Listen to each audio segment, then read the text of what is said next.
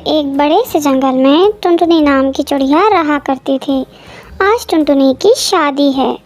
बारात जब चिड़िया वालों के दरवाजे पर पहुंची तो घर में कोहराम मचा था। किसी ने कहा कि टुनटुनी भाग गई है। काफ़ी समय के बाद बारात वापस चली गई। टुनटुनी, तूने ये क्या किया हमारे साथ? कहीं मुंह दिखाने लायक नहीं छोड़ा हमें। टुनटुनी तो पॉलर से ही अपने दोस्त कल्लू के घर चली गई थी। माँ बाप की इकलौती बेटी थी। उनकी इज्जत मिट्टी में मिल गई थी। टुनटुनी जब कल्लू के घर पहुंची तो कल्लू को किसी और चिड़िया के साथ देखकर उसके पैरों से ज़मीन निकल गई थी।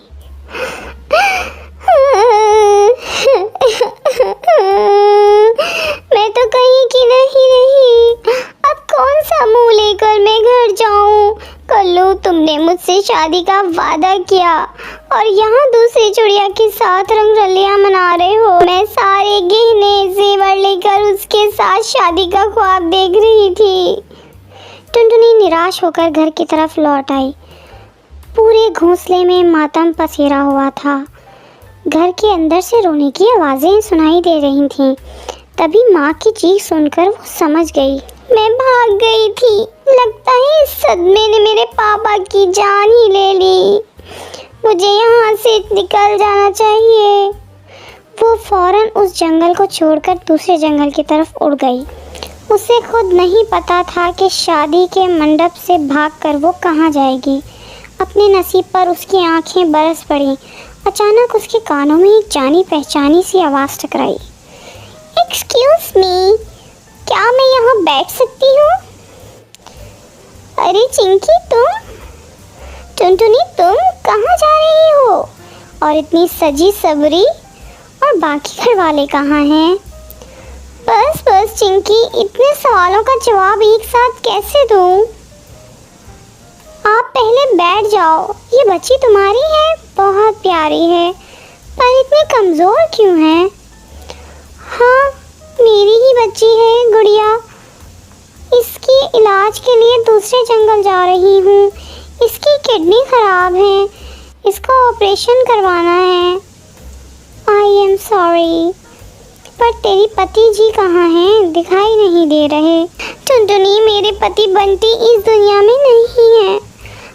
हमने उनके माता पिता की मर्जी के खिलाफ कोर्ट मैरिज की थी। लोग ना हमें आशीर्वाद देने आए और ना ही हम कभी उनके पास गए। ओहो, ये तो बहुत दुख की बात है। वैसे तुम बताओ कहाँ जा रही हो? टुनटुनी ने चिंकी को सब कुछ बता दिया। अच्छा, तुम रो मत, मेरे साथ ही चलो। मेरे ससुर जी बहुत रईस कबूतर हैं। उनके कई कारखाने हैं। कहीं ना कहीं तुम्हें काम मिल ही जाएगा। मैंने MBA किया है इस साल। मैं अपनी मर्ज़ी से शादी करना चाहती थी, पर मम्मी पापा ने अपनी आगे मेरी एक नहीं सुनी। मजबूर होकर मुझे घर से भागना पड़ा, पर शायद मम्मी पापा सही थे। टुनटुनी की आंखों से आंसू गिरने लगे थे। टुनटुनी, रोना बंद करो। मैं भी पहली बार ही ससुराल जा रही हूँ। जब मेरे ससुर जी ने बंटी के मरने की खबर सुनी तो उनका सारा गुस्सा पानी हो गया। इन सभी ने तो मुझे और मेरी बच्ची को देखा भी नहीं है। उन लोगों ने ही पत्र लिखकर मुझे बुलाया है। बहुत देर तक बातें करती रहती हैं दोनों कि अचानक चिंकी का पाँव फिसला और वो नदी में गिर गई। टुनटुनी, मेरी एक मदद कर दो। मैं शायद ज़िंदगी और मौत से लड़ रही हूँ। मेरे पास समय नहीं है। प्लीज़ मेरी बच्ची को उसके दादा दादी के पास पहुँचा देना और तुम इसकी माँ बनकर ही जाना। वो मुझे नहीं पहचानते। ये कहते कहते चिंकी पानी में बह जाती है। टुनटुनी के रोते रोते हिचकियाँ बन जाती हैं। अब मैं क्या करूं? पिंकी को छोड़कर कैसे जाऊं? उसने पिंकी को सीने से लगाया और चिंकी की बताई पते पर पहुंच। घर नहीं, वो तो पूरी हवेली थी। बंटी के पिता तिवारी सेठ ने उसे देखते ही कहा, हमें माफ़ कर दो बेटी, हमसे बहुत बड़ी गलती हो गई। हमने इतने दिनों तक अपने बच्चों से दूरी बनाकर रखी। ऊपर वाले ने हमें इसकी सज़ा दे दी है। बंटी की माँ गौरी देवी ने उसे गले लगा लिया और कहा, लाओ बच्ची, मुझे दे दो। अरे भागवती, बड़ी भाभी का सामान बंटी के कमरे में रख दो, भाभी को उनका कमरा दिखा दो।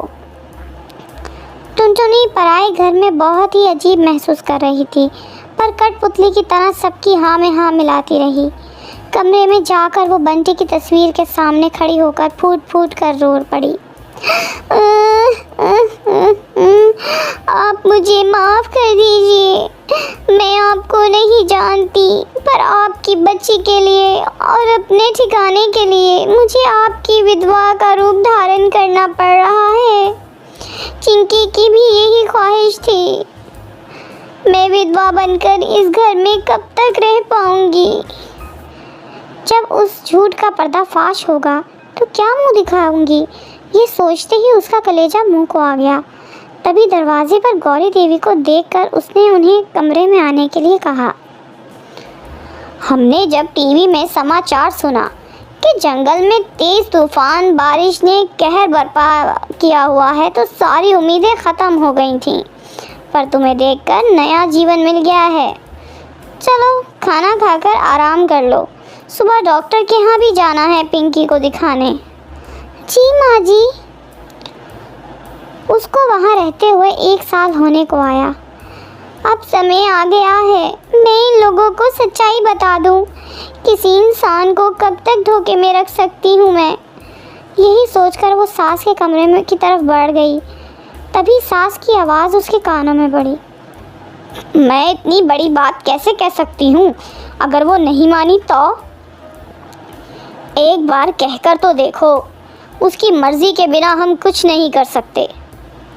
गोलू कबूतर ने खुद ही मुझसे उसके साथ शादी के लिए प्रस्ताव भेजा है। गोलू बंटी का दोस्त भी है। टुनटुनी ने सुना तो उसकी आंखों से आंसू आ गए। वो फौरन अंदर चली गई। बाबूजी, माँ जी, मुझे आप दोनों से कुछ कहना है। बोलो बेटी। पिंकी भी पूरी तरह से ठीक हो गई है। अब आप लोगों को मैं धोखा नहीं देना चाहती, पर क्या बोलूं? टुनटुनी ने शुरू से लेकर उन तक आप तक की सारी बात बता दी। सब कुछ सुनने के बाद, बेटी, ये तुम्हारा बहुत बड़ा बलिदान है। तुमने हम लोगों को ऐसे समय में सहारा दिया जब हम बिल्कुल बेसहारा हो चुके थे। एक तरफ बंटी की मौत, चिंकी की मौत का समाचार सुनकर शायद हम दोनों टूट ही जाते, पर तुम्हारे इस झूठ ने हमें नई ज़िंदगी दी है।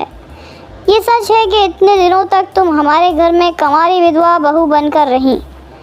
अब हम तुम्हारी शादी करके अपने हाथों से विदा करेंगे। टुनटुनी ने दोनों की पैरों को छूकर आशीर्वाद लिया। उसकी शादी गोलू कबूतर से हो गई। अब उसका जीवन खुशियों से भर गया था। दूर एक बड़े से जंगल में गौरी नाम की अमीर कवि रहा करती थी। उसका एक बेटा था जिसका नाम बबलू था। रानी चुड़िया उनके घर काम वाली बाई थी। उसकी एक बेटी थी जिसका नाम पिंकी था।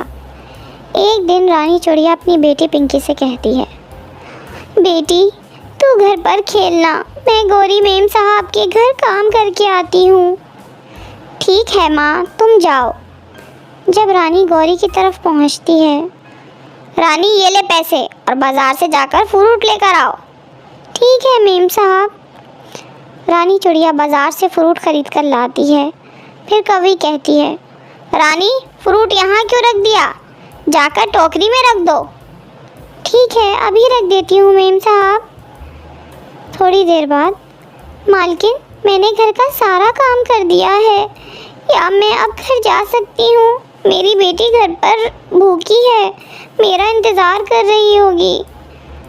नहीं रानी, तुझे अभी नहीं जाना। तू देख नहीं रही मेरे बेटे को भी भूख लग रही है, जाकर फ्रूट काट कर ला। रानी फ्रूट काट कर लाती है।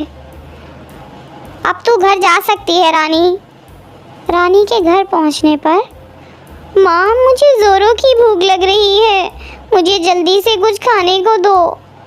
बस बेटा, अभी तुझे कुछ खाने को देती हूँ। रानी खाना बनाने लगती है। बेटा तुम बैठ, बस 2 मिनट लगेंगे, देख मैं तेरे लिए दाल चावल बना रही हूँ। हाँ माँ, जल्दी से बनाओ, भूख बर्दाश्त नहीं हो रही है मुझे। रानी पिंकी को खाना लाकर देती है और अगले दिन जब रानी अपनी मालकिन के घर जाती है, रानी कल जो सेब लाई थी वो सारे सड़े हुए थे। मैं सेब के पैसे तेरी पगार से काट लूँगी। लेकिन मालकिन मैं तो सब अच्छे लाई थी। तो ये क्या है, तू इसे अपने घर ले जा और अपनी बेटी को खिला देना। मालकिन एक तो मेरी तनख्वाह कम है और ऊपर से आप काट रही हैं। मुझे गरीब के साथ ऐसी नाइंसाफ़ी मत कीजिए। एक तो इतनी कम तनख्वाह में हम लोगों को बड़ी मुश्किल से 2 वक्त की रोटी मिलती है और ऊपर से आप पैसे काट लेंगी तो हम पूरे महीने कैसे खाएंगे। रानी पैसे कमाने पड़ते हैं, पेड़ पर नहीं लगते हैं। इन्हें कमाने के लिए दिन भर मेहनत करनी पड़ती है। तभी गौरी का बेटा बबलू वहाँ आता है। आज मैं पिज़्ज़ा खाऊंगा, मेरे लिए पिज़्ज़ा ऑर्डर कर दो। ठीक है बेटा, मैं अभी ऑर्डर कर देती हूँ। मालकिन बच्चों को घर का बना खाना खिलाया करें और बाहर का खाना बच्चों की सेहत के लिए अच्छा नहीं होता है। देख रानी, तू मेरी यहाँ काम करने आती है, कब तू अपने काम से काम रखा कर और मुझे इस तरह लेक्चर देने की ज़रूरत नहीं है। मेरे पास इतने पैसे हैं कि मैं अपने बेटे की हर इच्छा पूरी कर सकती हूँ। तुम गरीब लोग हमें देखकर चलते हो, इसलिए कहते हो ये अच्छा है, ये बुरा है। मालकिन मेरे कहने का मतलब ये नहीं था। मैं भी एक माँ हूँ, जानती हूँ बच्चों के लिए कौन सा खाना अच्छा है। मैं तो बस आपको बता रही थी, आगे आपकी मर्ज़ी। तभी डिलीवरी बॉय पिज़्ज़ा लेकर आ जाता है। मैम, ये रहा आपका पिज़्ज़ा। जैसे ही बबलू पिज़्ज़ा खाता है उसे उल्टियाँ होने लगती हैं। अरे ये मेरे बेटे को क्या हो गया, ये इतनी उल्टियाँ क्यों कर रहा है। मालकिन आप घबराएं नहीं, मैं अभी नींबू पानी लेकर आती हूँ। बबलू बेटा अभी ठीक हो जाएंगे और आगे से बबलू बेटे को बाहर का खाना मत दीजिएगा। तू ठीक कहती है रानी, मैं आगे से बाजार का कुछ भी खाना नहीं खाने दूंगी। बबलू को हमेशा इसे घर का बना खाना दूंगी। मालकिन की बात सुनकर रानी खुश हो जाती है। ऐसे ही वक्त पंख लगाकर उड़ने लगता है। रानी की बेटी पिंकी बड़ी हो जाती है। एक दिन वो पानी पीने के लिए नदी किनारे जाती है, जहाँ उसकी मुलाकात जंगल के सबसे अमीर पक्षी चीकू सेठ के बेटे से होती है। अरे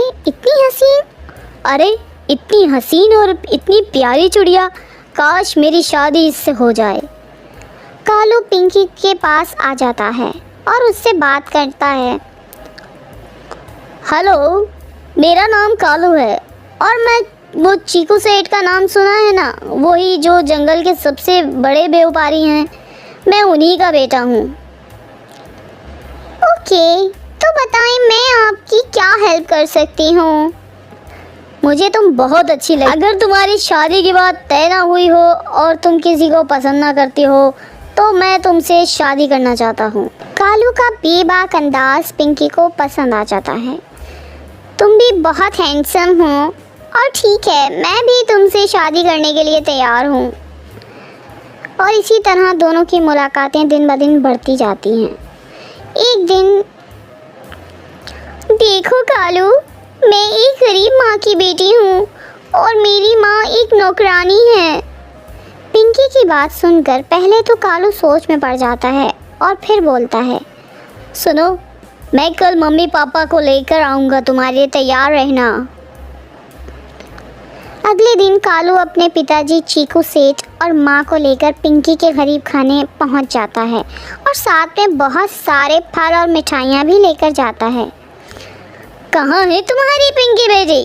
कालू की से बड़ी तारीफें सुनी हैं। रानी पिंकी को आवाज़ देती है। पिंकी की मासूमियत देखकर कालू के पिता और माँ कहते हैं, हमें चिड़िया पसंद आई और चिड़िया इतनी ईमानदार है, वो कितनी अच्छी बहू साबित होगी। यह रिश्ता पक्का समझो और ये लो एक नए घोंसले की चाबी। अब आप लोग वहीं रहेंगे। और फिर रानी और पिंकी खुशी खुशी अपनी बाकी ज़िंदगी गुजारते।